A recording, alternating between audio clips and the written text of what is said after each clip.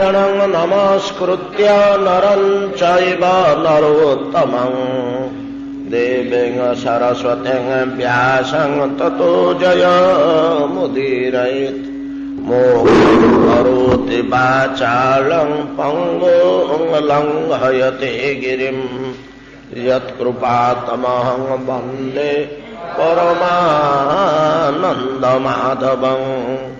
यत्कृपातमहं वन्दे परमानन्दमाधवं।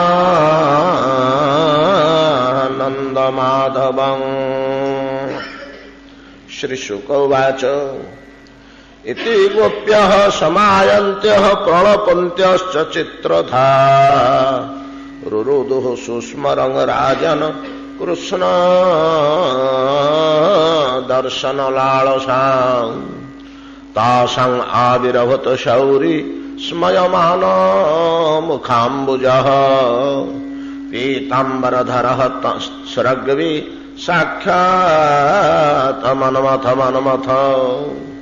तं विलोक्यागतं प्रेष्टं प्रीत्युत्फुल्लदृशुबला उतस्तु रजुगपत सर्वं स्तन्वा प्राणमिवागतम् काचित् कराम्बुजं शौर्यर्जगृहे अञ्जलिना मुदा काचित् दधार तद्बाहुम् अंशे चन्दनरूषितम् काचित् अञ्जलिना गृह्णन् तन्मे ताम्बूलचर्वितम् एका तदङ्घ्रिकमलं सन्तप्ता स्तनयोरधात् एका भ्रुकुटिमाबध्य प्रेम संरम्भ विहुला गणति वयक्षत कटाक्षेपै संदष्ट दशनच्छदा अपरा अनिमिषद द्रगभ्यां जुषाणां तन मुखाम्बुजं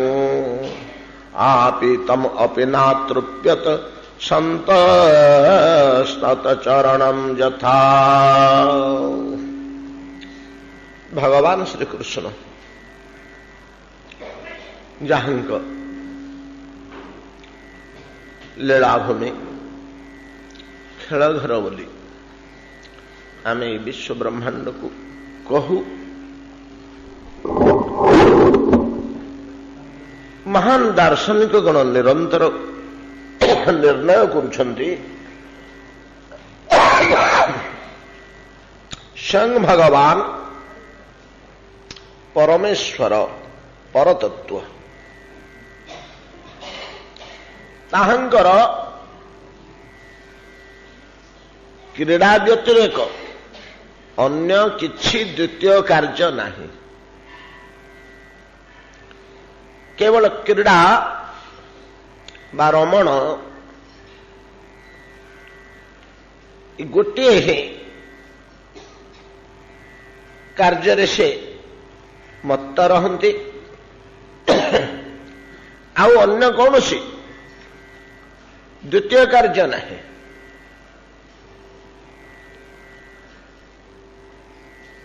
मनुष्यर मध्य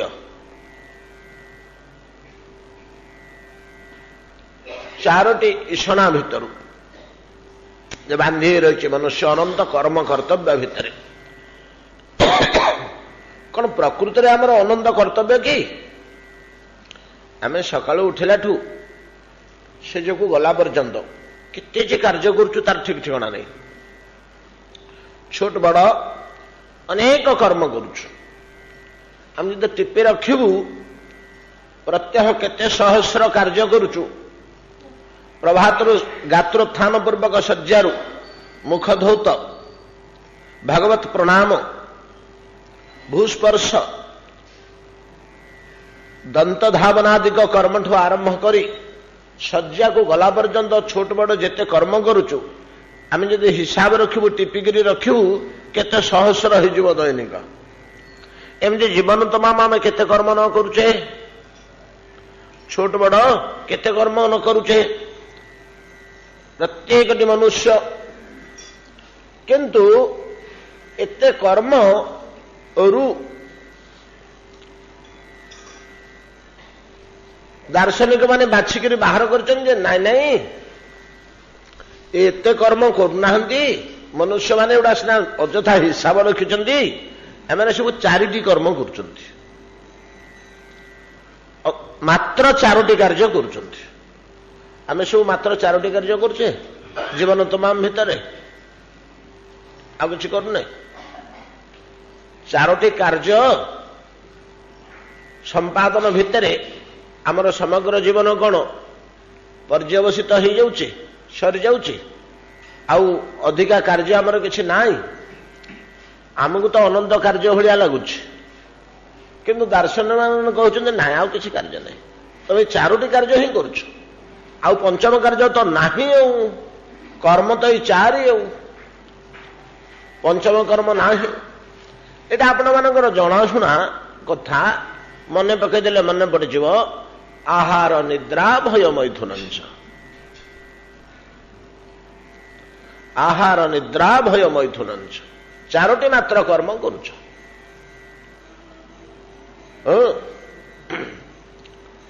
ଏ ଯୋଉ 4ଟି କର୍ମ ଜୀବ କରୁଛି, ଅନନ୍ତ କର୍ମ ଭଳିଆ ଯୋଉଗୁଡ଼ିକ ଦୁଶୁଛି, ଏ ଅନନ୍ତ କର୍ମ ପ୍ରକୃତରେ ଅନନ୍ତ କର୍ମ ନୁହେଁ, 4ଟା କର୍ମର ଅଂଶ ବିଶେଷ ହେଇକିରି ବଢିଯାଇଛି।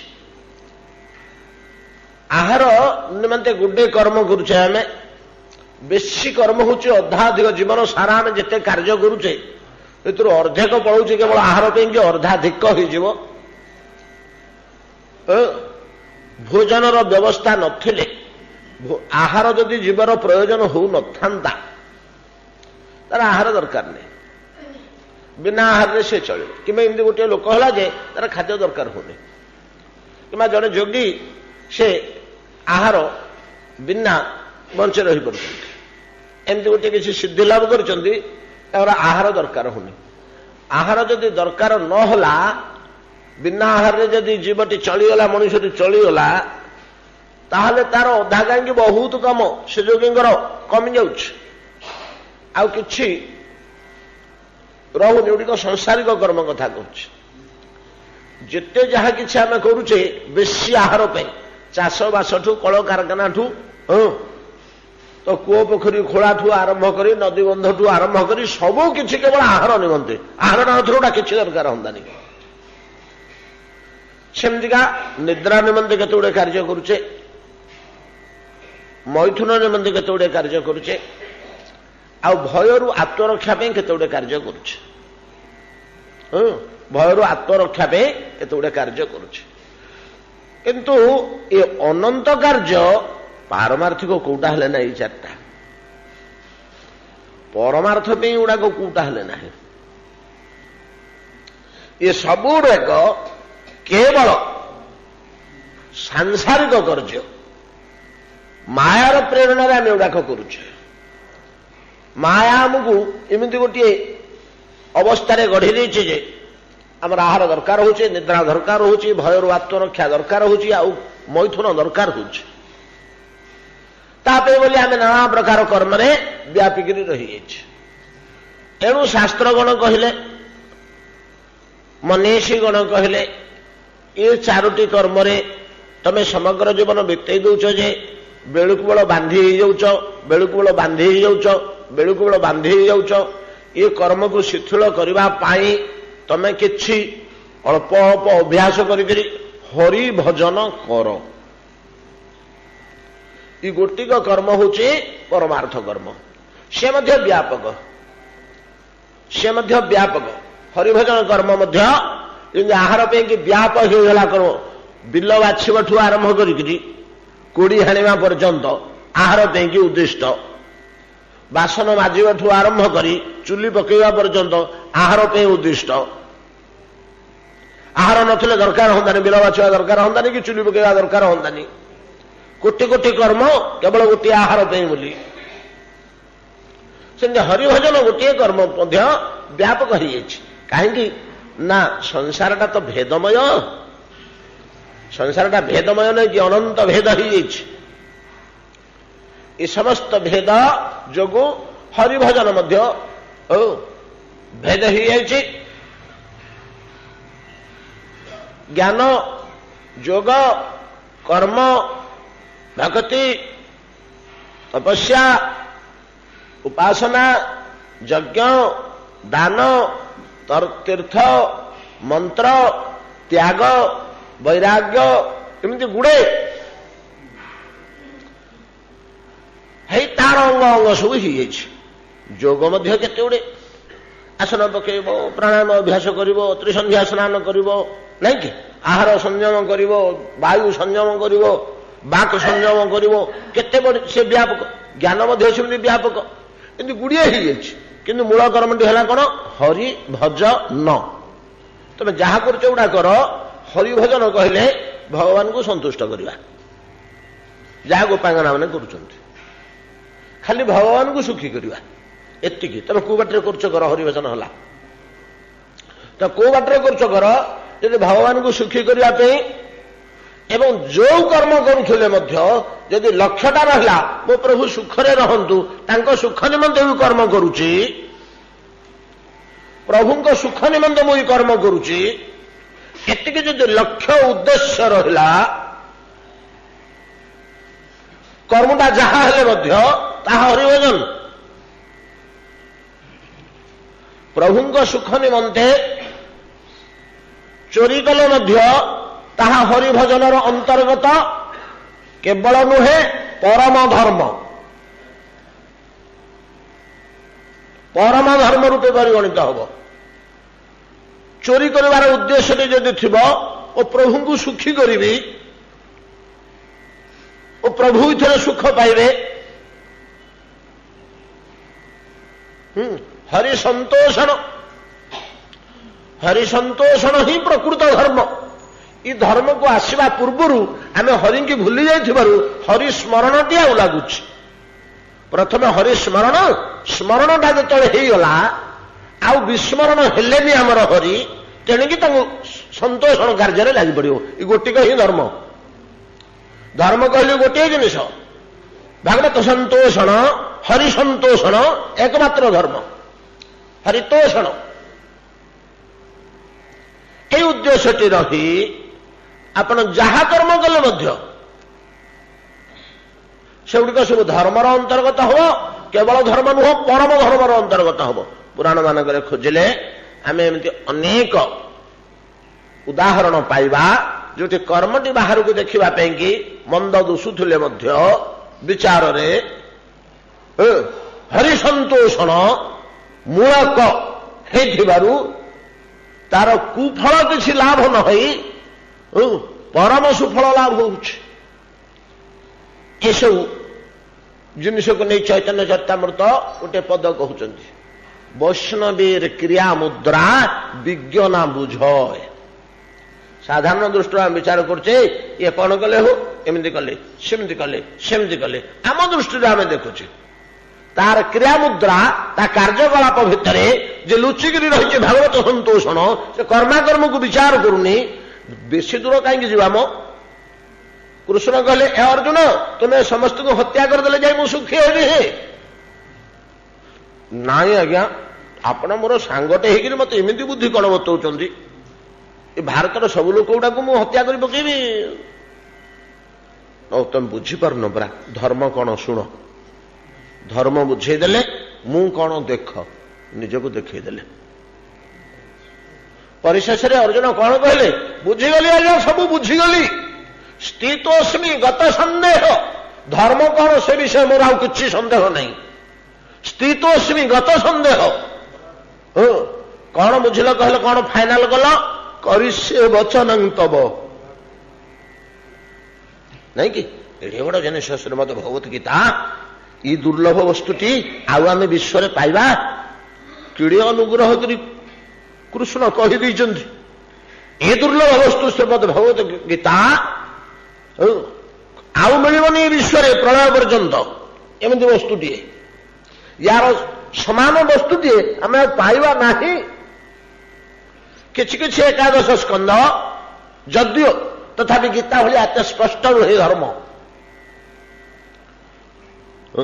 ଅତଏବ ହରିସନ୍ତୋଷଣ ଏକମାତ୍ର ଧର୍ମ। ବାକି ଯୋଉ ଆହାର ନିଦ୍ରା ଭୟ ମୈଥୁନ ଇତ୍ୟାଦି ଗୁଡା କହିଲେ, ଗୁଡାକ ଜାଗତିକ ଧର୍ମ।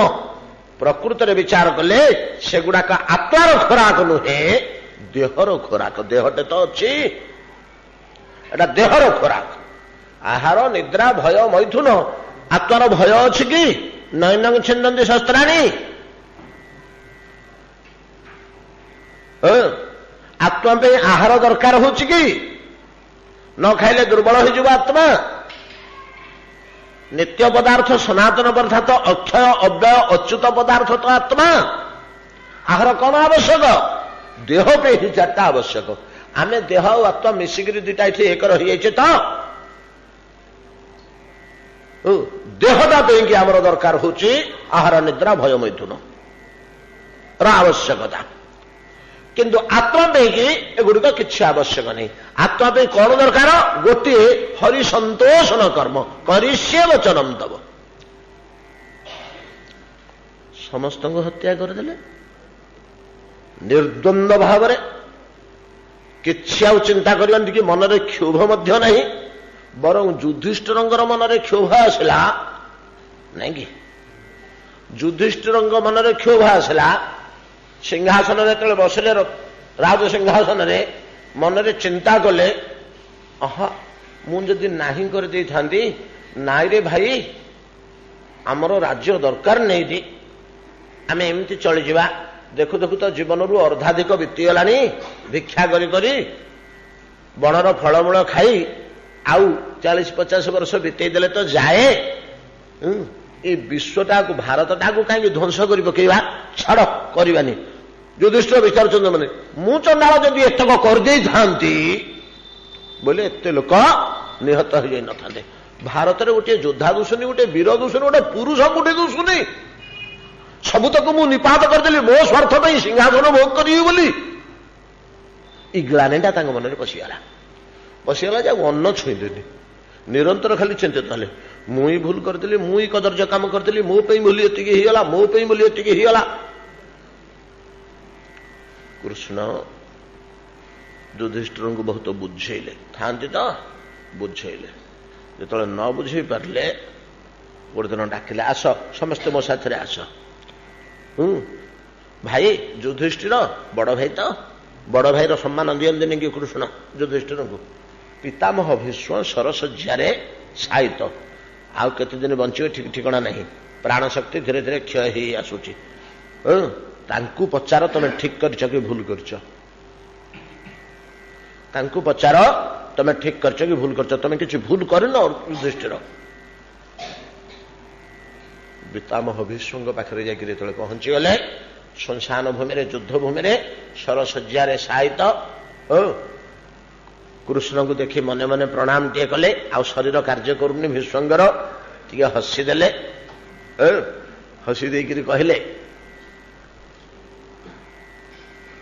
ଯୁଧିଷ୍ଠିର ବତ୍ସ, କଣ ଦରକାର ଅଛି? କାହିଁକି ଆସିଲ?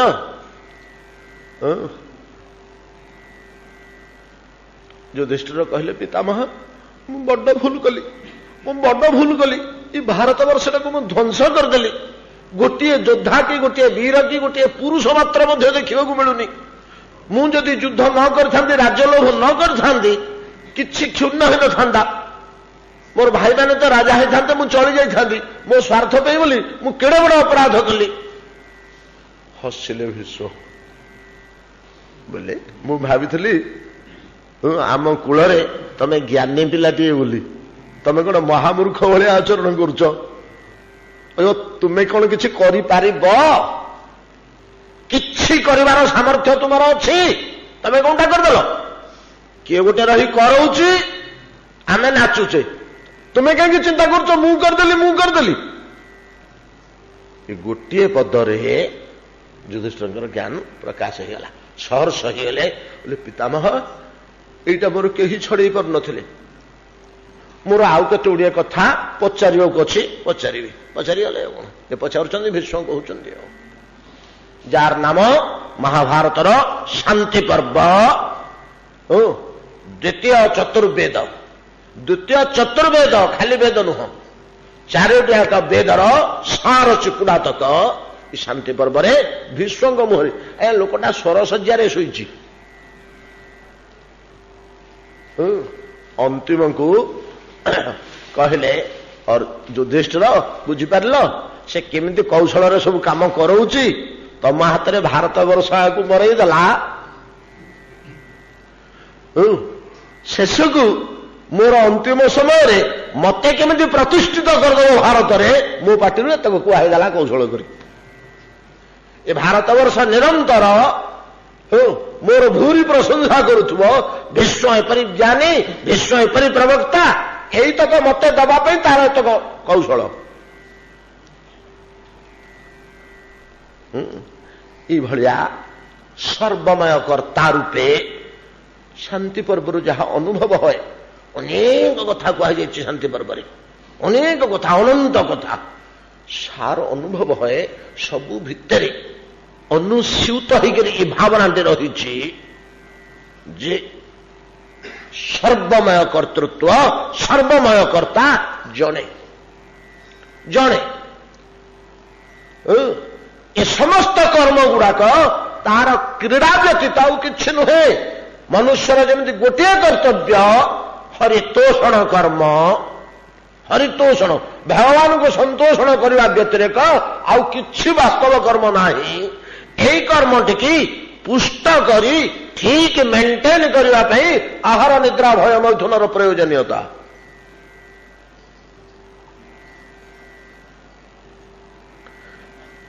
एकमात्र मनुष्यर कर्तव्य हरितोषण से गोटे कर्म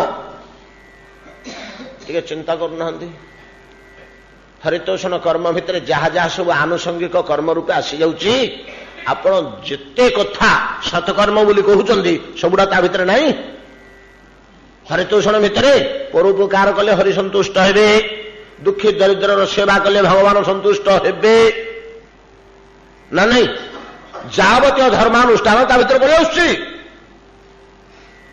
जावतीय सत्कर्म हरि संतोषण भितर आसी जाउची एणु जड़े व्यक्ति जदि केवल हरि संतोषण कर्म टी मन स्थिर कर रखे सकल सुंदर धर्म ता द्वारा आचरित होउछे आपे आपे होड़ा तार आनुषंगिक कर्म मनुष्यर जेपरी गोटे मात्र कर्तव्य हरि संतोषण कार्य भगवान गोटे कार्य क्रीड़ा परायण ता छड़ा किछि कार्य नहीं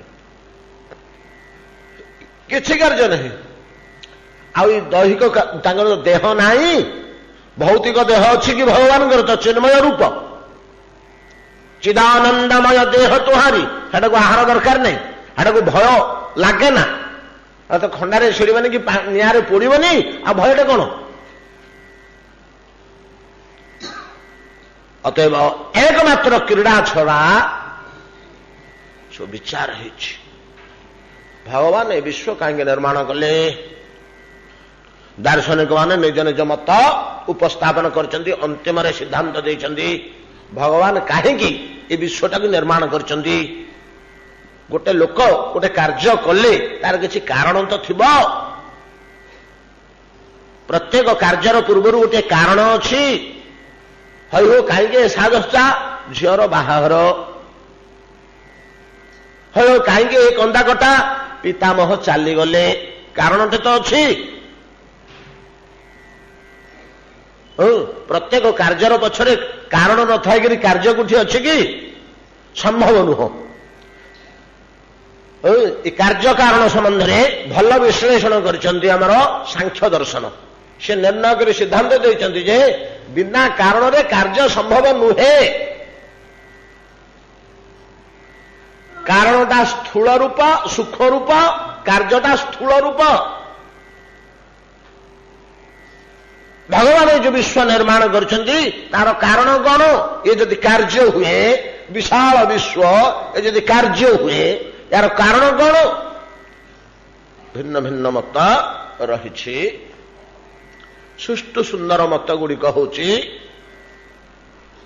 सबुठारु ग्रहणीय मतटी दार्शनिक मानकर टिके चिंता कर गोटे बढ़िया जिनस जाना दरकार प्रलय काल में भगवान गर्भ भितर काली प्रसंग क्रमे टी आम आसी जिनिसटा नहीं कि समस्त विश्व समस्त जीव समस्त शक्ति विश्वर उपादान तो से निजे, तेणु विश्वर प्रकृतिर उपादान बोली किसी ना, से निजे ही विश्वर उपादान।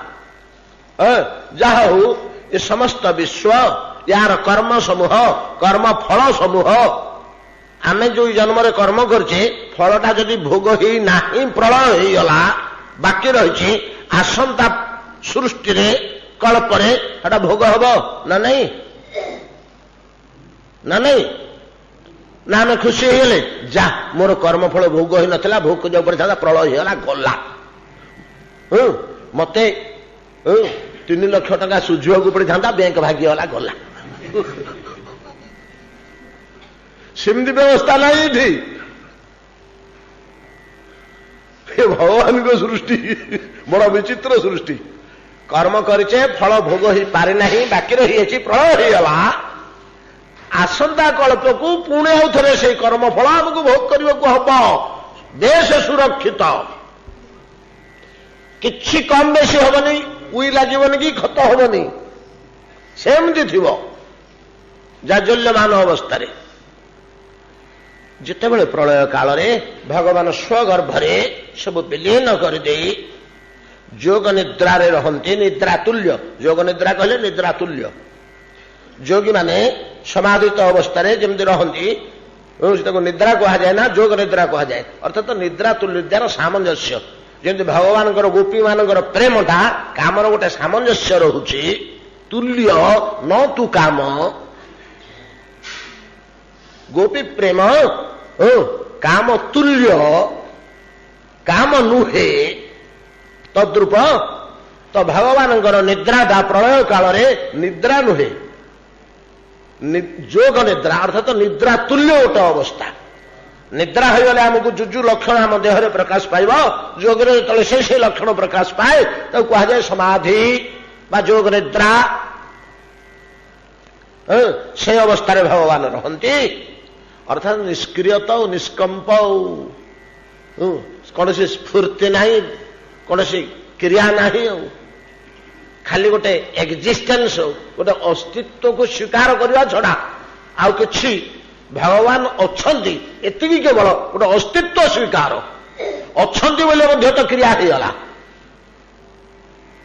केवल गोटे अस्तित्व स्वीकार करने को है सेतिकी बेले आमे समस्ते देह परित्याग करी आत्मस्वरूप भगवान गर्भरे प्रवेश करी रहु पुनर्बार सृष्टि काल व्यक्त हो से जीव कण मेंचाक गर्भरे थिबा भगवान गर्भरे थिबा जीव तत्व जीव चैतन्य मेंचाक मेंचे तो जमी गोटे बड़ मुढ़ी मुहारे कि चूड़ा मुहारे छोट छोट चूड़ा दाना भर्ती होकर रही 10,000 कि 20,000 कि 30,000 एकाठी होकर बांधी सेमती जीव तत्व मेंचाक भगवान नाभि देकर बाहरती सेटा हूँ ब्रह्मा से पिंडटा से मुआटा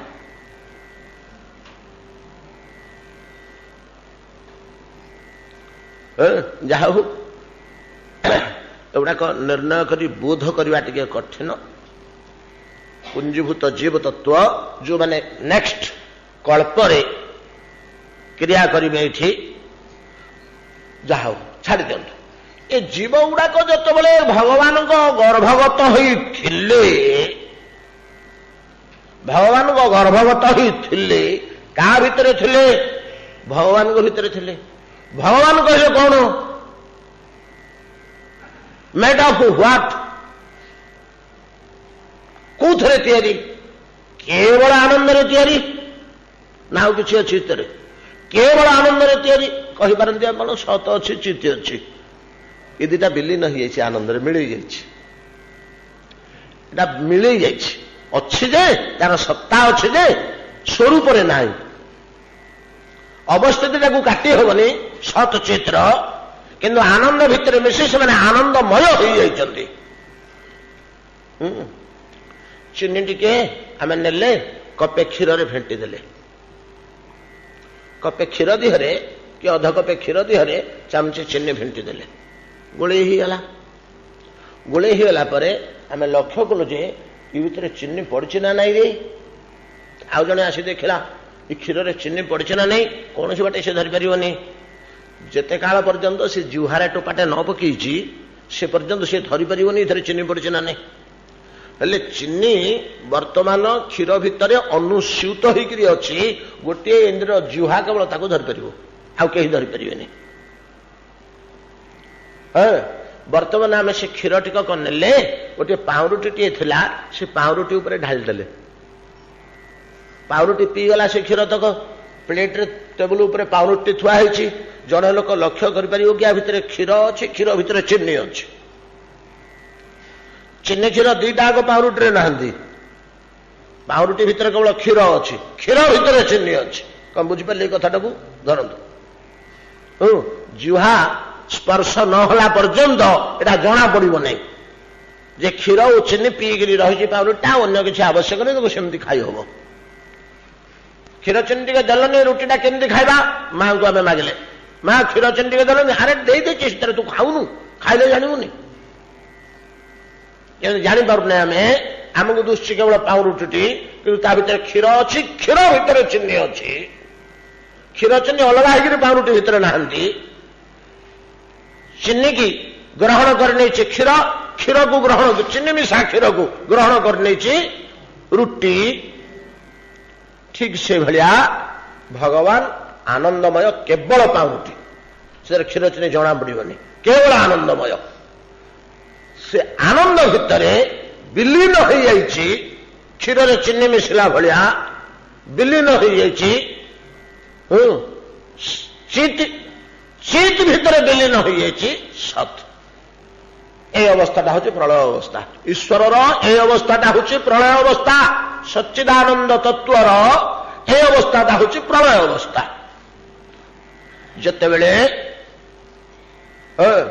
ସୃଷ୍ଟି କରିବାକୁ ପୁଣି କଳ୍ପ ପ୍ରାରମ୍ଭ ଆସି ପହଞ୍ଚେ, ଭଗବାନ ସୃଷ୍ଟି କରିବାକୁ ଚାହାନ୍ତି, ସେତିକିବେଳେ ସେ ପାଉଁରୁଟି ଟିକେ ଚିପୁଡ଼ି ଦେଲେ ତା ଭିତରୁ କ୍ଷୀର ତକ ବାହାରି ଆସିବ। ସେମିତି ଚିତ୍ଟା ବାହାରି ଆସେ, ଯୋଉ ଖାଲି ଆନନ୍ଦମୟ ଦୁସୁଥିଲା, ବର୍ତ୍ତମାନ ଆନନ୍ଦ ଆଉ ଚିତ୍ ଦୁସିଲା। ମାୟା ଯେତେବେଳେ ଉତ୍ପନ୍ନ ହୋଇଗଲା, ଚିତ୍ ଭିତରୁ ସତ୍ ଆସିଗଲା। सृष्टि कारिणी शक्ति सत, चेतन कारिणी शक्ति चित। सृष्टि कारिणी शक्ति सत, चेतन कारिणी शक्ति चित। क्रीडारू उत्पन्न होउथिबा वस्तु आनंद, क्रीडारू उत्पन्न होउथिबा वस्तु आनंद। जहा हो वर्तमान भगवान केवल आनंद घन विग्रह, सत नहीं कि चित नहीं, अनुभव होनी, कोठी विलीन होकर थे थाऊ आम तो देखा पाऊनु। केवल आनंदमय विग्रह भितर प्रलय काल में सबुड़ाक जीव बुड़ी रही भगवान लक्ष्य करती जे मु आनंदमय, गोम गर्भ भितर एते काल जीव गुड़ाक रहीकि एमाने कौन आनंद भोगी पारना। प्रलय काल में भगवान प्रलयंते लक्ष्य करती जे ये जीव गुड़ाक संहृत हो आसी मो भितर सब प्रविष्ट हेले, मु आनंदमय, शुद्धानंद, केवलानंद, मो भितर गुड़ाक बुड़ीगिरी रही, अथच या आनंद छूनी, आनंद भितर बुड़ीगिरी। समुद्र भितर जोड़ाक आम फोपाड़ी दे आसिलु, 200 फुट 300 फुट गभीर समुद्र भितर सेगुड़ाक बुड़ीकी अच्छा, चतुर्दिगरे हजार हजार माइल व्यापक जल, उपरकू 200-150 फुट जल निरंतर आंदोलित होची प्रबल तरंगमाला द्वारा, अच्छा जिनिस गुड़ाक ओदा होनी, समुद्र भितर बुड़ीकी जिनिस गुड़ाक ओदा होनी, द्रव्य गुड़ाक आम जो फोपाड़ी दिए समुद्र में, ये कि कथा, ये कि कथा। जीव गुड़ाक मो गर्भरे एते काल रहिले, आनंद सागर भितर बुड्डिकी रहिले, केते तले अछंती तार ठीक ठिकाना नहीं, जेहेतु मोर अंत नहीं, अनंत जो आनंद राशि में बुड़ीकी रही, अच्छा या आनंद स्पर्श करनी, टिके हेले से आनंद भोगी पारना। मो जीव गुड़ाक नाऊ, मो जीव गुड़ाक नाऊ, आम सब संतान नहीं कि भगवान, आम सब कार संतान जे शृणन्तु सर्वे अमृतस्य पुत्रा। ଉପନିଷଦର ମୁନି କହିଲେ, ଆରେ ପିଲେ ତମେ ସବୁ ଅମୃତର ପୁତ୍ର ରେ, ସମସ୍ତେ ଆମେ ଅମୃତର ପୁତ୍ର, ଯାହାର ମୃତ୍ୟୁ ନାହିଁ, ବିନାଶ ନାହିଁ, ପରମେଶ୍ୱରଙ୍କର ସନ୍ତାନ। ଉପନିଷଦର ମୁନିଙ୍କ କଥା ଆମେ ବିଶ୍ୱାସ କଲୁନି ବୋଲି ଆମ ବାପା ନିଜେ ଆମକୁ କହିଲେ ଛିଡା ହେଇକି, ରେ ଗଧେ ଚଣ୍ଡାଳେ, ପିତାହମସ୍ୟ ଜଗତୁ ମାତା ଧାତା ପିତାମହ, ମୁଁ ତମ ବାପା। କେମିତି ଆପଣ ଆମର ବାପା? ମମ ଯୋନି ମହତ ବ୍ରହ୍ମ ତସ୍ମିନ୍ ଗର୍ଭ ଦଧାମ୍ୟହଂ ସମ୍ଭବ ସର୍ବଭୂତାନାଂ ତତୋ ଭବତି ଭାରତ। ଗୀତା ଗୀତା ଭଳିଆ ଜିନିଷ ପାଇବେ କି ଆଜ୍ଞା? ଚାବିଟି ତ ଗୋଲକର, ବୈକୁଣ୍ଠର, ଜ୍ଞାନ ଗୃହର, ମୋକ୍ଷର ସବୁର ଚାବି କାଠି ଉଠି। ଏ ଚାବିଟିକି ଯେ ଚଳେଇ ପାରିଲା ସବୁ ତାଲା ଖୋଲିବ ଭିତରେ ଗୋଟିଏ ଚାବିରେ। ତ ଭଗବାନ ଚିନ୍ତା କରନ୍ତି, ଏ ଜୀବ ଆନନ୍ଦ ସାଗର, ମୁଁ ଅନନ୍ତ ଆନନ୍ଦ ମୋ ଭିତରେ ଡୁବି ରହି ୟାକୁ ଆନନ୍ଦ ଭୋଗ ହଉନି କାହିଁକି? ମୋ ଭିତରେ ବୁଡିକିରି ମଧ୍ୟ ୟାକୁ ଆନନ୍ଦ ଭୋଗ ହଉନି। ମୋ ଶିଶୁ ଗୁଡାକ, ମୋ ସନ୍ତାନ ଗୁଡାକ ଟିକେ ଆନନ୍ଦରେ ରହନ୍ତୁ। ଯେମିତି ଆମ ଘରେ ଆମ ପିତାଙ୍କର ସକଳ ପ୍ରକାର ଚେଷ୍ଟା ଓ ଯତ୍ନ, ମୋ ପିଲେ କେମିତି ସୁଖରେ ରହିବେ, ମୋ ପିଲେ କେମିତି ଆନନ୍ଦରେ ରହିବେ, ସକଳ ପ୍ରକାର ଚେଷ୍ଟା ଯତ୍ନ, ଭଗବାନଙ୍କର ସକଳ ପ୍ରକାର ଚେଷ୍ଟା ଯତ୍ନ, ମୋ ପିଲେ କେମିତି ଆନନ୍ଦ ଭୋଗ କରିବେ। କି ୟାଠୁ ସୁଯୋଗ ଆଉ କଣ ଅଧିକା ମିଳିବ? ଅପାର ସାଗର ଭିତରେ ଆନନ୍ଦର ବୁଡି ରହିଲେ ମଧ୍ୟ ଗୋଟାକୁ ଆନନ୍ଦ ଭେଦୁନି। କଣ ହେଇଛି ରେ? ଦେଖିଲ ଯୋଡ଼େ ତିନିଟା ଜୀବ ପେଟ ଭିତରୁ ବାହାର କଲେ, ତାଙ୍କୁ ଦେଖିଲେ ଯେ ସେ ଜୀବ ଗୁଡାକ ଉପରେ ଗୋଟେ ଚୋପା ଅଛି। ବୁଝିପାରିଲେ ନା? ମଟର ଉପରେ ଯେମିତି ଚୋପା ରହିଛି ସେମିତି ଚୋପା ଗୋଟେ ରହିଛି। ଆରେ ଏଇଟା କି ଚୋପାଟା? ଟିକେ ଆଡେଇକିରି ଦେଖିଲେ ଏଇଟା ପ୍ଲାଷ୍ଟିକ ଚୋପାଟା, ସେଇଥିପାଇଁ କି ଭେଦୁନି ତା ଭିତରକୁ ପାଣି, କିଛି ଭେଦୁନି। ଭିତରେ ଜୀବଟି ଅଛି, ତାପରେ ଗୋଟେ ଆବରଣ ଅଛି। ସେ ଆବରଣଟି ରହିଯିବା ଫଳରେ ସେ ଆବରଣଟି ଏଇଭଳିଆ ଗୋଟିଏ ଆବରଣ ଯେ ଯାହା ଭିତରକୁ ଆନନ୍ଦ ସଞ୍ଚାର ହୋଇପାରିବ ନାହିଁ। କାହିଁକି? ଆମର ଯେମିତି କେତେ ଗୁଡ଼ିଏ ଜିନିଷ ଅଛି, ଆରପଟକୁ ଇଲେକ୍ଟ୍ରିକ ତାପ ପାସ୍ କରି ଆରପଟକୁ ଯାଇପାରିବନି, ତାପ ଯାଇପାରିବନି। କେତେ ଗୁଡ଼ିଏ ପଦାର୍ଥ ଅଛି, ହିଟ୍ ସିଙ୍କ ସବୁ ରହିଛି, ତାପ ଯାଇପାରିବନି ଆରପଟକୁ। ସେମିତିକା ଏମିତି ଗୋଟିଏ ପଦାର୍ଥରେ ତିଆରି ଯେ ତା ଭିତରକୁ ଆନନ୍ଦ ଆରପଟକୁ ଯାଇପାରିବନି। ସେ ବୋଳଟି ରହିଯିବାରୁ ଜୀବ ଉପରେ, ମୋ ଗର୍ଭ ଭିତରେ ବୁଡି ରହିକିରି ଅନନ୍ତ କାଳ ରହିଲେ ମଧ୍ୟ ଆନନ୍ଦ ଭେଦୁନି ତା ଭିତରକୁ। ଆମେ ଗୋଟେ ପଦାର୍ଥକୁ ଭଲ କରି ଯଦି ତ ଗୁଡେଇ ଗାଡେଇ ବାନ୍ଧିଦବା, ଜଳ ଭେଦି ନ ପାରୁଥିବା ପଦାର୍ଥ ମାନଙ୍କ ଭିତରେ ତାକୁ ପାଣି ଭିତରେ 5 ବର୍ଷ ପକେଇ ରଖିବା, ଆଣିଲା ବେଳକୁ ତା ଭିତରକୁ ଓଦା ହେଇଥିବ କି ସେଗୁଡାକ? ପ୍ଲାଷ୍ଟିକ ଫ୍ଲାଷ୍ଟିକରେ ଜରି ଫରିରେ ପୁଡ଼ିଆ ବାନ୍ଧିକିରି 10ଟା 8ଟା ଗୁଡେଇ ଗାଡିକିରି ବଡ ବଡ ମୋଟା ପଲିଥିନରେ ଗୁଡେଇ ଗାଡିକିରି ବାନ୍ଧିକି ତାକୁ ପାଣିରେ ପକେଇଦେଲେ, 5 ବର୍ଷ ପରେ ତାକୁ ଉଠେଇ ଆଣିବା। ଦେଖିଲେ ଯେ ପାଣିଟା ଭିତରକୁ ଭିଦୁ ନାହିଁ, ଭିତରେ ଥିବା ଜିନିଷ ସେମିତି ଶୁଖିଲା ଅଛି। ସମୁଦ୍ରରେ ବୁଡେଇଲି, କୋଉଠି ବୁଡେଇଲୁ ରେ ଏଇଟାକୁ? ଆଉ ଟିକେ ଭିତରକୁ ନଳୁନି ନା? ଆଜ୍ଞା ଡଙ୍ଗାରେ ନେଇଥିଲି 3 କିଲୋମିଟର ଭିତରକୁ। ଆଉ କେତେ ବାଟ ଯାଆନ୍ତି? ଓଦା ହେଲାନି ନା? ଓଦା ହେଲାନି। କାହିଁକି ଓଦା ହଉନି? ଉପରେ ଆବରଣଟି ରହିଥିବାରୁ। ଜୀବ ଉପରେ ସେ ପ୍ରକାର ଗୋଟିଏ ଆବରଣ ଥିବାରୁ ଆନନ୍ଦ ସଞ୍ଚାର ତା ଭିତରକୁ ନ ହେବାରୁ, ସେ ଆନନ୍ଦ ଲାଭ କରି ନ ପାରିବାରୁ ଭଗବାନ ବ୍ୟଥିତ ହେଲେ। ଏଟା କି ଚୋପାଟା ୟା ଉପରେ ରହିଛି ମ? ଦେଖିଲେ ଏଇ ଆବରଣଟି ହଉଛି କି ଆବରଣଟି? ପୂର୍ବରୁ ଥରେ ଆମେ ଆଲୋଚନା କରିଥିଲେ, ଏଇଟା ବର୍ଷେ 1.5 ବର୍ଷ 2 ବର୍ଷ ହେଇଗଲାଣି ଡିଟେଲ ଆଲୋଚନା। କି ଆବରଣ? କର୍ମାବରଣ।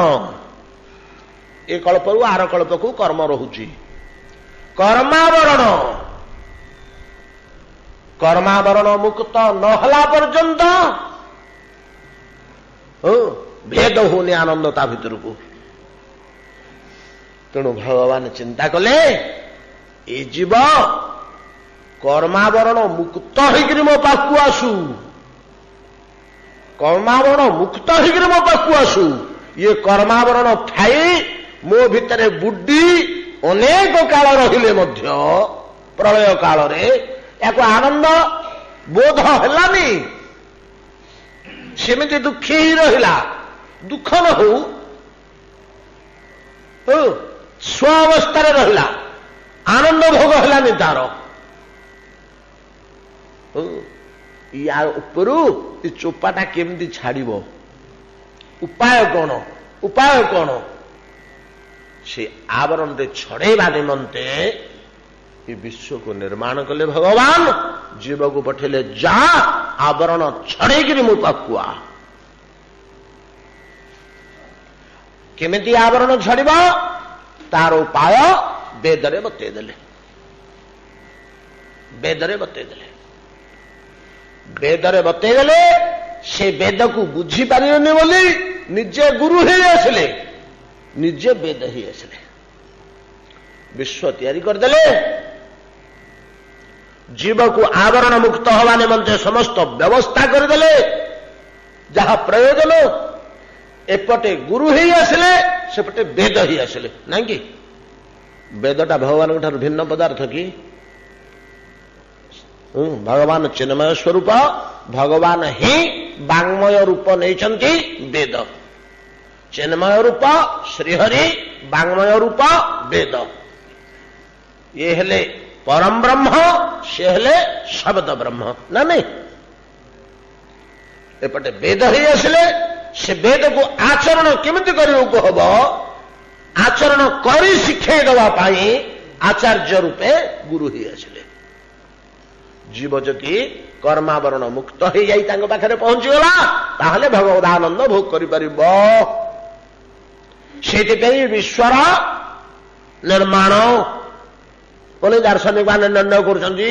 ଜୀବକୁ କର୍ମାବରଣରୁ ମୁକ୍ତ କରି ଆମେ କଣ କଲେ, ଭଗବାନଙ୍କ ପେଟରୁ ଆସିଲା ବେଳକୁ ଯେତିକି ବହଳର ଚୋପା ଥିଲା, ଯୋଡ଼େ ମନ୍ୱନ୍ତର ଗଲା ବେଳକୁ ସେ ଚୋପାକୁ ଆମେ ଆଉ 1.5 ଫୁଟ ମୋଟା କରିଦେଲେଣି। ଏତିକି ଆମର ଭୁଲ ହେଇଯାଉଛି। କାହିଁକି ଭୁଲ ହଉଛି? ଆମେ ଏ ଆହାର ନିଦ୍ରା ଭୟ ମୈଥୁନ କର୍ମରେ ହିଁ କେବଳ ମାତି ଯାଉଛୁ।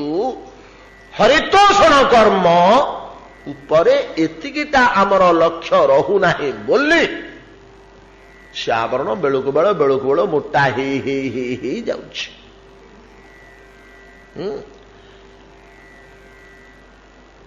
ଅନ୍ତିମ ବର୍ତ୍ତମାନର ଶେଷ ଦାର୍ଶନିକ, ବିଚିତ୍ର ଦାର୍ଶନିକ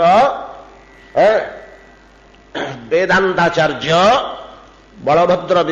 ବଳଦେବ ବିଦ୍ୟାଭୂଷଣ, ସେ ନିର୍ଣ୍ଣୟ କରି କହିଲେ ଯେ ଭଗବାନଙ୍କର ଏ ସୃଷ୍ଟି କାର୍ଯ୍ୟ କାହିଁକି? ଯଥା ମତ୍ତସ୍ୟ ନର୍ତ୍ତନ। ମତ୍ତସ୍ୟ ନର୍ତ୍ତନ, ପାଗଳା ଲୋକଟେ ନାଚିଲେ ଯେମିତି ତାର କିଛି ଉଦ୍ଦେଶ୍ୟ ନଥାଏ, ତାର ସେଟା ଗୋଟେ କୌତୁକ। ଭଗବାନଙ୍କର ମଧ୍ୟ ଏ ସୃଷ୍ଟି ପ୍ରକ୍ରିୟା ଏକ କୌତୁକ। ଦାର୍ଶନିକ ମାନଙ୍କର ସବୁ ଭିନ୍ନ ଭିନ୍ନ ମତ ରହିଛି, ଆଉ କାହାର କଣ ମତ ରହିଛି। ଏଟା ଗୋଟେ କୌତୁକ।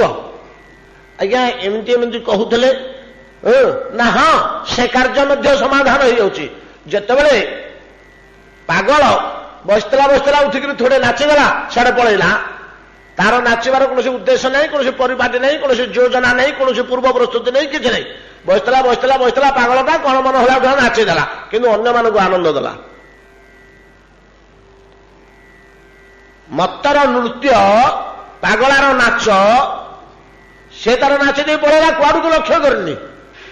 କିନ୍ତୁ ଚାରିପଟରେ ଥିବା ଲୋକେ ଚାହିଁଲେ ଦେଖ କେମିତି ନାଚୁଛି, ଗୋଟେ ପ୍ରକାର ଆନନ୍ଦ ସମସ୍ତଙ୍କୁ ମିଳିଲା। ତଦ୍ରୂପ ଭଗବାନ କୌଣସି ଉଦ୍ଦେଶ୍ୟ ଫୁଦ୍ଦେଶ୍ୟ କିଛି ନଥାଏ। ବହୁତ ସିଦ୍ଧାନ୍ତକୁ ଧରି ସେମାନେ ଗୁଡ଼ା ନିର୍ଣ୍ଣୟ କରୁଛନ୍ତି। ତ କିଛି ନାହିଁ, ପାଗଳ ଲୋକ ନାଚିଲା ଭଳିଆ, ତାର କିନ୍ତୁ ଯୋଜନା ନାହିଁ, ପ୍ରସ୍ତୁତି ନାହିଁ, ଉଦ୍ଦେଶ୍ୟ ନାହିଁ। କିଏ ସେ ଲକ୍ଷ୍ୟ କରୁନି କିଏ ଦେଖିଲା କି କିଏ ନ ଦେଖିଲା କି ଆଜି ନାଚୁଟା ଭଲ ହେଲା ନା ନାହିଁ, କୌଣସି ପ୍ରକାର ଲକ୍ଷ୍ୟ ନାହିଁ। ପାଗଳ ନାଚିଲା ଭଳିଆ, କିନ୍ତୁ ସମସ୍ତେ ବି ଜାଣୁନି ଯେ ମୁଁ ନାଚୁଛି ବୋଲି, କିନ୍ତୁ ଅନ୍ୟମାନଙ୍କୁ ସୁଖ ଦିଏ। ଭଗବାନଙ୍କର ସୃଷ୍ଟି ପ୍ରକ୍ରିୟା କୌଣସି ଉଦ୍ଦେଶ୍ୟ ନଥାଇ ସ୍ୱାବସ୍ତୁ ପ୍ରବର୍ତ୍ତତେ ବୋଲି ବାକ୍ୟଟାକୁ ସେ ନେଇଛନ୍ତି ଗୀତାର। ଏଟା ସ୍ୱାବସ୍ତୁ ପ୍ରବର୍ତ୍ତତେ, ଏଟା ପାଗଳର ସ୍ୱଭାବ। ବସ୍ତୁ ହସିଦବ, ବସ୍ତୁ ନାଚିଦବ, ଏଟା ସ୍ୱାବସ୍ତୁ ପ୍ରବର୍ତ୍ତତେ, ସ୍ୱାଭାବିକ ଢଙ୍ଗରେ ତାର ହେଇଯାଏ। କିନ୍ତୁ ଅନ୍ୟମାନଙ୍କର आनंद कौतुक हो जाए, अन्य मानक कौतुक प्रदान करे। तद्रूप भगवान सृष्टि प्रक्रिया यथा मत्स्य नर्तन हेले मध्य जीव जगतर कर्मावरण मोचन हो जाए। जो माने मोचन करने को चाहती से मोचन हो जाए। विश्व निर्माण नहेले कर्मावरण क्षय हो पारु नाही। से भगवान सृष्टि प्रक्रिया जहा हो ये सब गुड़ाक शास्त्र आमर कहते ये सब गुड़ाक भगवान केवल खेल घर। केते थर तो आम आलोचना कर बाली खेल धूली खेल भाया छोट छोट पिला माने जमी धूली खेल करती दांडे बाली रे घरटे तैयारी करती। आज रविवार स्कूल छुट्टी सब सांग होगले एकाठी ये उखुड़ा जोड़ी आणला ता घरू, सी आंबुल दी खंडी आणला ता घरू, नहीं कि सी मटर भजा जोड़ी घरू आनी जी जहा धरिक आसी पहुंचले बाली रे घरटे तैयारी कले। जड़े बापा होगला, जड़े माँ होगला, जड़े पुओ होगला, जड़े बोहू होगला, रोषे होटे ठाकुर घरटे किड़े सुंदर कर तैयारी कर बाली रे इमती मजी जाइए खेल रे, नहीं कि सब पुओ झील बाप माँ भाई बोहू होगी सुंदर कर से घरे 2 घंटा 3 घंटा खेलिले। जिते भोक होला खेल मन छाड़गला निज गोड़े से घर को भांगीदेले, निज गोड़े भांगी से घर को दौड़िकी घर को पलैले। केड़े लोभरे से घर तैयारी करथिले से तो खेलुथिले।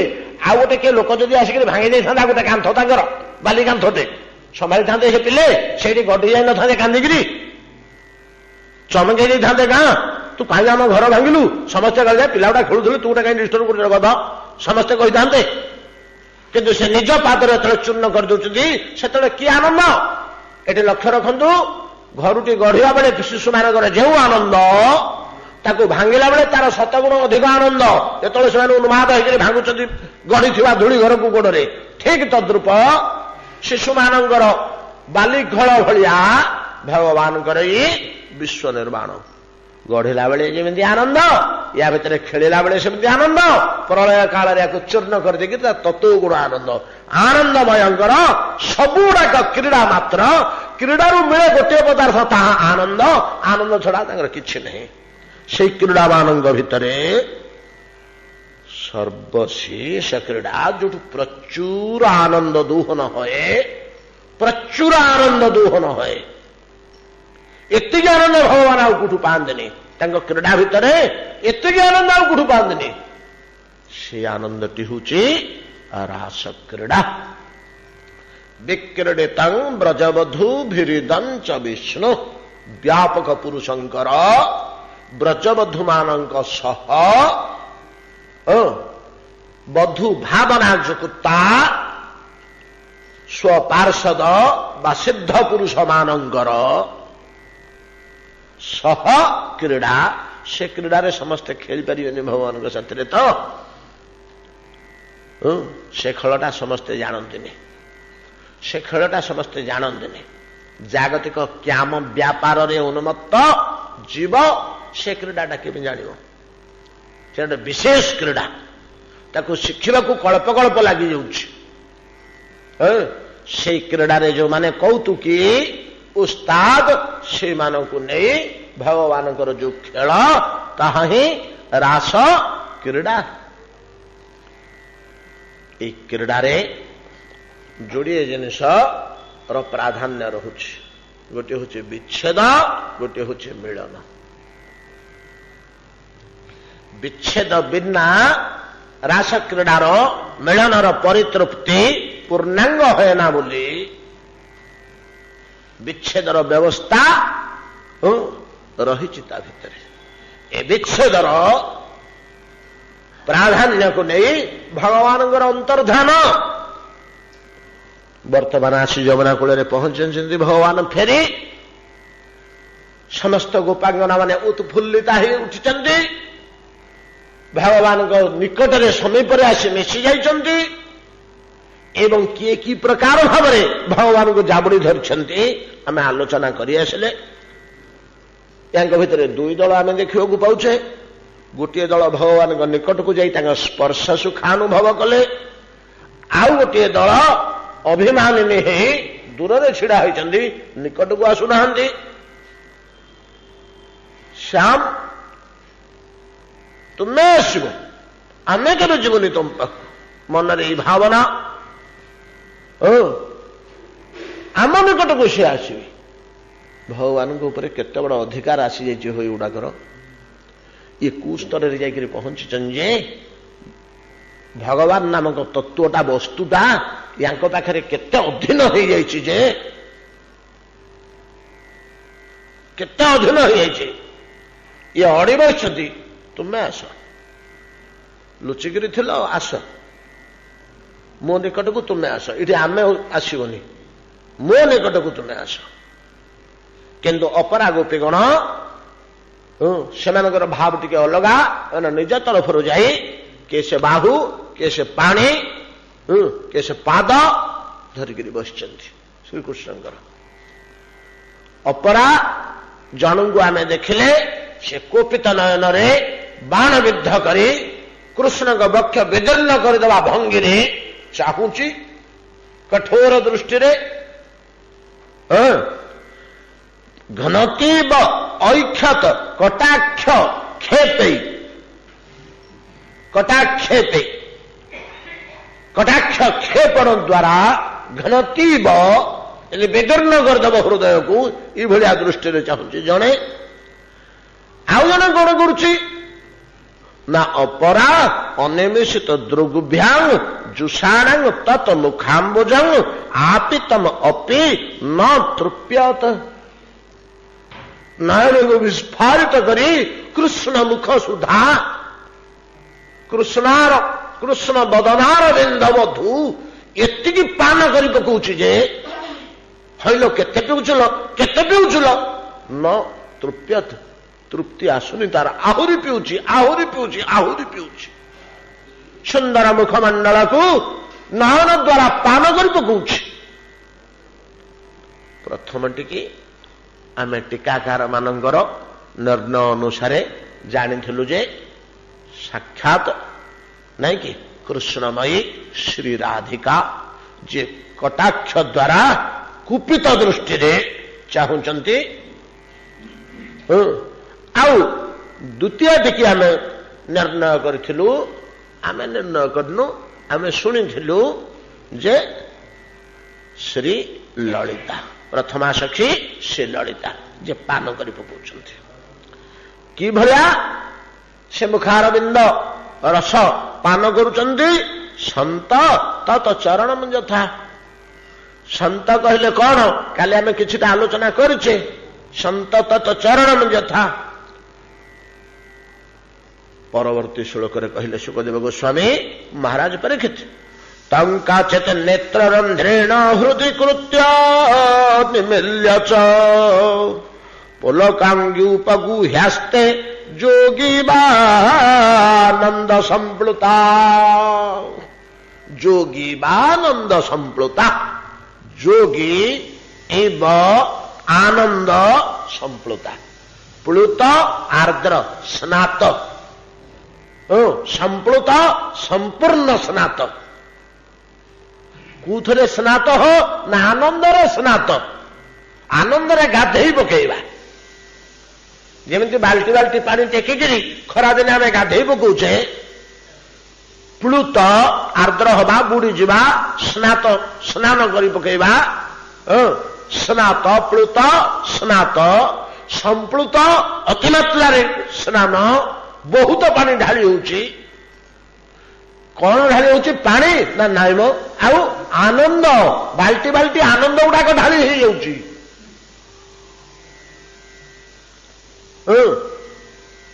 ପ୍ଲୁତ କହିଲେ ଖାଲି ସ୍ନାନ ଢାଳି ହବା, ଗାଧେଇବା ନୁହଁ। ଗାଧେଇବାଟା ତ ବାହାରୁ, ଭିତରେ ବାହାରେ ଚାରିଆଡେ, ନାକରେ କାନରେ ପାଟିରେ ବସି ଯାଉଛି। ଅର୍ଥାତ ପୋଖରୀ ଭିତରେ ଯୋଉ ପିଲା ବୁଡିଗଲା, ତାର ବାହାରଟା ଯେମିତି ଓଦା ହେଇଯାଉଛି, ତା ପେଟ ଭିତରେ ମଧ୍ୟ ସେମିତି ପାଣି ଟଙ୍କ ବସି ଯାଉଛି, ନାଇଁ କି? ବାହାର ଭିତର ପ୍ଲୁତ କହିଲେ ତଦ୍ରୂପ। କଣ ବସି ଯାଉଛି ନା ବାହାରେ ତ ଆନନ୍ଦ ଗୁଡାକ ଭାସିକିରି ପଳଉଛି ଦେହରେ, ବାଲ୍ଟି ବାଲ୍ଟି ଢାଳି ଯାଇକରି। ଆଖିରେ ନାକରେ ପାଟିରେ ମଧ୍ୟ କେତେ ବସି ଯାଉଛି, 2-3 ବାଲ୍ଟି ପେଟ ଭିତରକୁ ପଳେଇଲାଣି ଆନନ୍ଦ। ପ୍ଲୁତ କୋଉଥିରେ ପ୍ଲୁତ संप्लुत ना आनंदरे संप्लुत एमती आनंदरे संप्लुत किए हए ना जोगी जोगी कर्म ज्ञान जोग जोग कहले अष्टांग जोग नहीं कि जम नियम आसन प्राणायाम प्रत्याहार ध्यान धारणा समाधि से गोटे अलग मार्ग महर्षि पतंजलि ताको देखई देइछन्ति ई बाटरे जहरे दिले प्रचुर भगवदानंद पाइबरे जमती कपिल देखई देले सांख्य मार्ग ई बाटरे जाओ प्रचुर ज्ञानानंद पाइब व्यास देखई देले वेदांत दर्शन रे प्रचुर सेवानंद पाइब सबुड़ा ब्रह्मानंद सबुड़ा को ब्रह्मानंद जाऊ ता देहरे भेदा भेद अच्छी से अलग कथा जोगी माने केमिति से आनंदटा प्राप्त हुअन्ति ना समाधिस्थ अवस्था रे बसु बसु बसु बसु ध्यान धारणा करू करू करू सेमानक अंतःकरण भितरे एमानकर तो प्रत्याहार हो गला बोले कौन होला जोगी मानकर आखि नाक कान प्रभृति इंद्रिय गुड़ाक आउ काम कलानी ताको प्रत्याहार कहा जाए कान जो बाहर शब्दटा नहीं मस्तिष्क पाखे पहुंचता से ताको प्रत्याहार करदेला रिफ्यूज करदेला ता कान पाखे गोटे ढोल बाड़िया हला जे से ढोल नादटा से नहीं मस्तिष्क पाखे पहुंचेवा कथा तार ड्यूटी सीटा से कानर परदा कौन कला से फोपाड़ देला पदा को सियाड़े नेलानी आउ आखि खोलिकी अच्छी सुंदर मृग से सुटी आसिक नाचिला जोगीर सामने प्रत्याहार रे बसची जोगी जोड़िए साप अंग गुड़ागुड़ी कि सुंदर खेलुंट सामने अरण्य भितर बड़ा कौतुक कथा भारी दर्शनीय जिनिस लोभनीय जिनिस आखिरे से प्रतिबिंब पड़ुची किंतु से प्रतिबिंबटा को चक्षु मस्तिष्क पाक न नहीं सीठी प्रत्याहार करदेला रिफ्यूज करदेला फोपाड़ी देला बाहर को से सियाड़ू का पठेलानी इंद्रिय गुड़ाक जो बाह्य शब्द स्पर्श रूप रस गंध को ग्रहण न करी फेंगी दिखती बाहर को ये टेक्निक टाक यौगिक टेक्निक की प्रत्याहार कह जाए ये अवस्था जोगी प्रत्याहार कर बसची मैंने बाहर जागतिक वस्तु ता भर किसी पशुनी बुझीपार तो बाहर जागतिक कार्यकलाप ध्वनि शब्द रूप दृश्य किसी ता भर को पशुनी चर्म मध्य सेया गोटे बिछासी बाटे जाऊला कंकड़ा बिछाटे तार कौन मन है ता नाउड़ टिके जोगी जंघरे गेंजी देला आम होते से मूर्छा ही पड़े बोपाल गोटे डेई पड़ी था पथर तलू को जोगी से बस प्रत्याहार जिते कंकड़ा बिछा तार नाउड़ गेंजिला जंघरे से जंघर चर्म सेठिकार ताको प्रत्याहार करदेला मस्तिष्क बंद नेलानी से अनुभव कर पारे कि जानी पारे या प्रत्याहार पर ध्यान आसला ध्यान कले कहीं कहती प्रथमे ध्यान तापर धारणा केतक कहती प्रथमे धारणा तापर ध्यान जाऊ से जोगी मान झगड़ा था आमको कौन मिले से आम को काले जोग साधिबा ना कौन संसार अति ही गहन भय भागिले जोगी जन से जोग साधि ए संसारे किए बा पारे किए न पारे बोली उद्धव कहले जोगटा बड़ कष्ट संभव नुह खाली शुणा कथा से ना कार्य परिणत करहबनी से बेले आम जमी जगन्नाथ को बसिक भाविले आम आखि भितर आम हृदय जगन्नाथ दुष्यले चका चका आखि कि सुंदर रंगा रंगा अधर कि सुंदर तुलसी किरीट टे लगी लंबा लंबा वस्त्र ये कि बेसम आखिरे दुषी जाऊँ आहा बड़ सिंहार बेस परा आहा कि सुंदर दुष्चंदी दुष्यला यही दृश्यटा आमर मनर कल्पना मात्र आम जो वर्तमान हृदय भगवत स्वरूप को दर्शन करुचे भगवत स्वरूप को जो दर्शन करुचे एटा आमर मनर कल्पना मात्र मन एटा कौटू पाइला ना पूर्व देखी से मन में तार स्नाप अच्छी छाप अच्छी से स्मरण करी देखौची मन में तार छाप रही केमिति ना पूर्व मु देखी बड़ सिंहार वेश से दृश्यटा भितर अच्छी तो सीटा दुशिला गोटे न देखि जिनिस मन कल्पना कर दे पारनी कौटू दब से तो देखने स्नाप तो ना सी भितर तार छाप तो नहीं सी भितर तेणु पूर्वे देखिथिबा वस्तु को केवल स्मरण करी ता रूप को पुनः स्मरण करिपारू आमे अंतःकरण भितर एटा को ध्यान कहंती आमे बसी बसी बसिक भगवान को दर्शन करू जोटा देखिछु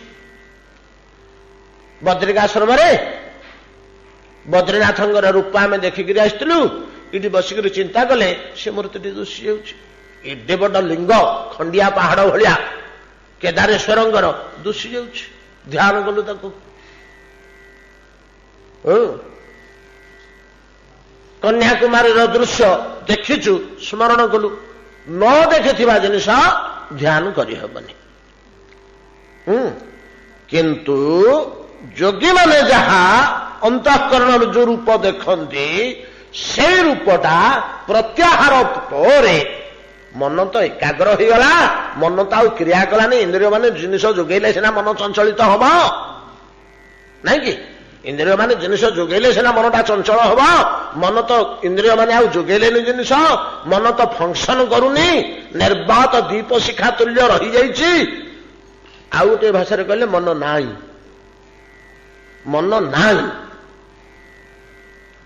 अंतर्हित अवस्था अच्छी इंद्रिय गोटे खबर पठेले से रूप नब एमतीका अनेक मनस्तत्वविद कहती मनर ई प्रकार अवस्था मन नाही बोले कह चले आ ध्यान करके आनिब कोठू मन को ताहले जोगी माने अंतःकरण भितर भगवान जो श्रीमूर्ति दर्शन करती से श्रीमूर्ति आमे कल्पना जगन्नाथ को श्रीमूर्ति स्मरण करी ध्यान कला भलिया नुहे ताले से श्रीमूर्ति जोगी मान हृदय जो आसे से कौन ना दिव्य गोलक वैकुंठाति धामर भगवत श्रीमूर्ति स्वयं आसी प्रकाशित हुअन्ति कथा कहतु नचत कहतु अंतःकरण भितर नित्य निवास करुवा भगवान श्रीमूर्ति रूप परिग्रह करती सेटा मनर कल्पना नुहे एटा मनर कल्पना मात्र नुहे भगवान त्रिकाल सत्य श्रीमूर्ति यही मूर्ति टी जो देखी पकाते से अंतःकरण भितर केमिति आनंद आसे श्रीमन महाप्रभु जमी कहते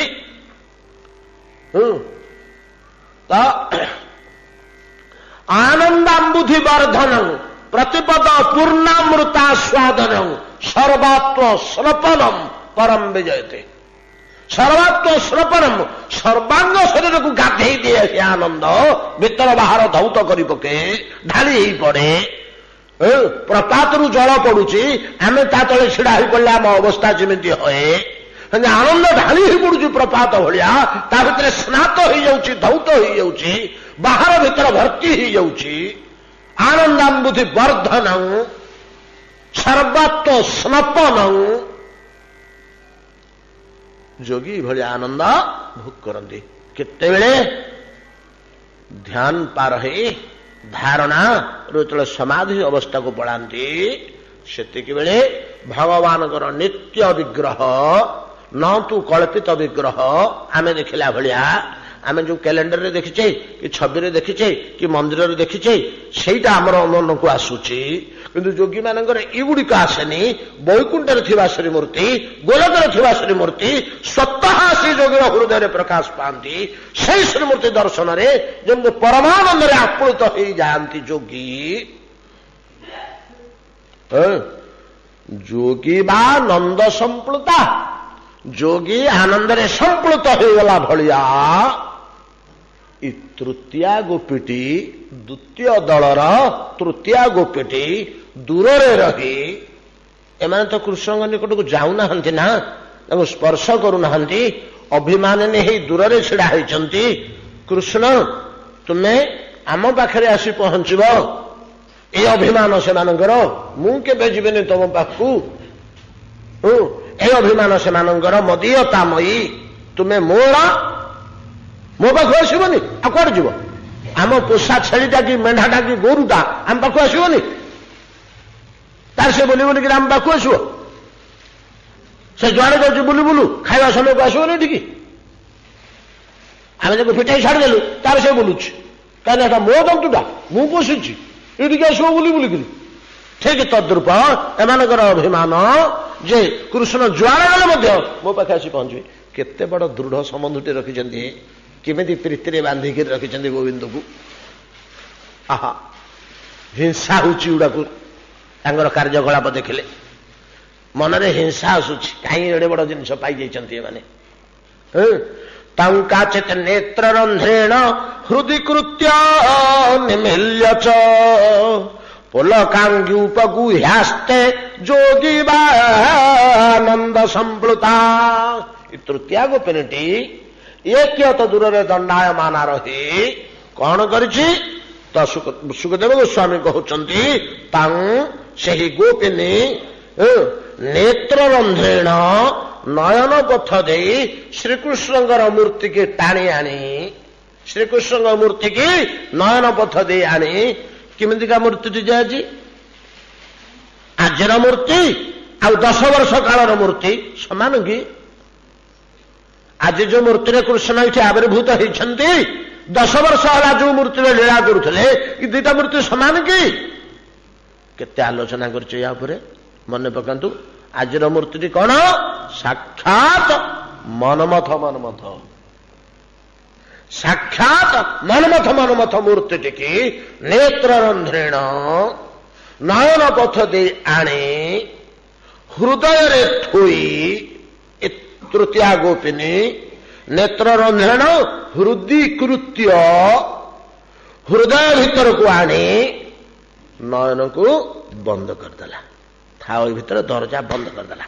ଘର ଭିତରକୁ ଭିଡ଼ି ଆଣିକିରି ଦରଜା ବନ୍ଦ କରିଦେଲା। ନାଇଁ କି? ନୟନ ପଥ ଦେଇ ଆସି ହୃଦୟରେ ବସେଇ ଭିତରୁ ଗେଡା ଦେଇଦେଲା କଷିକିରି କବାଟ। ଆଜି ଯିବନି, ଦିନ ଯାକ ମୋ ଘରେ ରହିବ।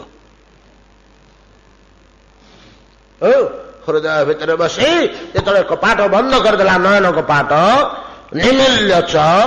ଆଚ୍ଛା, ତାପରେ କଣ କଲା? ଦରଜା ବନ୍ଦ କରିଦେଲା ପରେ ଉପଗୁହ୍ୟ ଆଉ ସହ୍ୟ କରିପାରିଲାନି।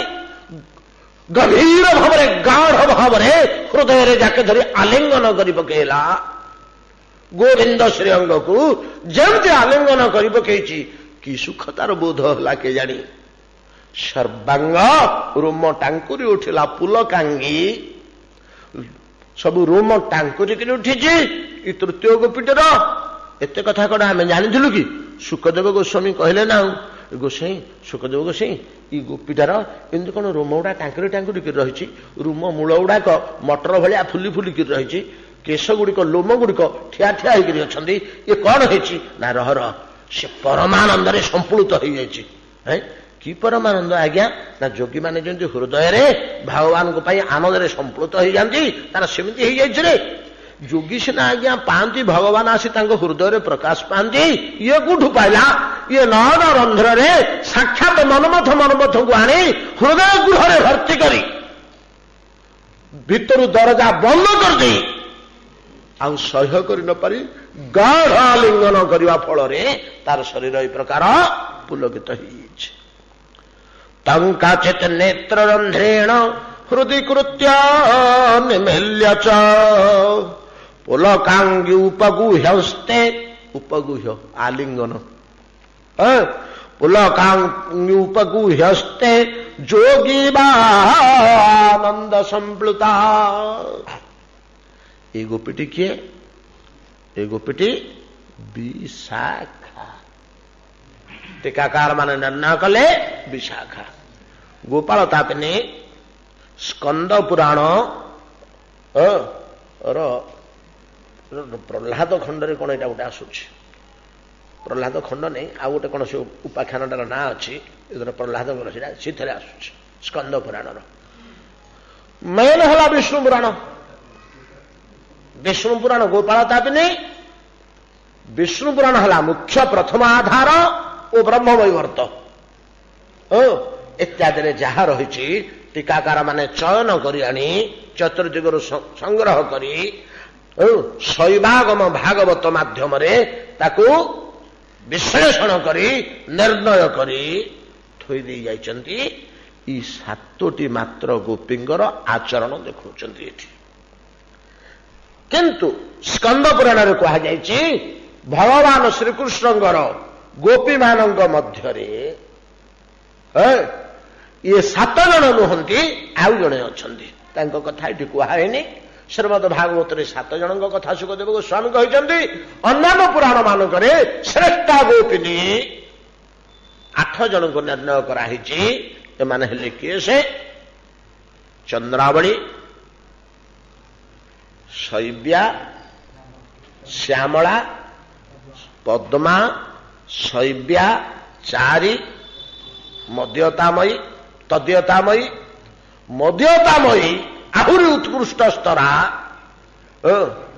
3 जन श्रीमद भागवत अच्छा श्री राधा श्री ललिता श्री विशाखा आउ होचंदी अन्य पुराण अच्छा भद्रा ये 8 जन प्रथम दल अपेक्षा द्वितीय दल जे उत्कृष्टा या प्रमाणित करुची प्रथम 2टी श्लोक 4 जन ना रहा प्रत्येक अंग अर्ध श्लोक दिखाई गोटे श्लोक 2 जन आचरण वर्णना है जोड़े श्लोक 4 जन पढ़ेले परवर्ती 3टी श्लोक प्रत्येक गोपे में गोटे श्लोक दिखाई 3टी श्लोक 3 जनकर आचरण कर 7 जनकर आचरण दि जाइए ये 7 जन किए से कौन आम पूर्व बहुत आलोचना करें किंचित मात्रा जदि हम आसंता काली आउ टे स्पर्श करी परवर्ती वाक्य देखा आज 10-15 मिनट अधिका विलंबित होगा आज आम टे शीघ्र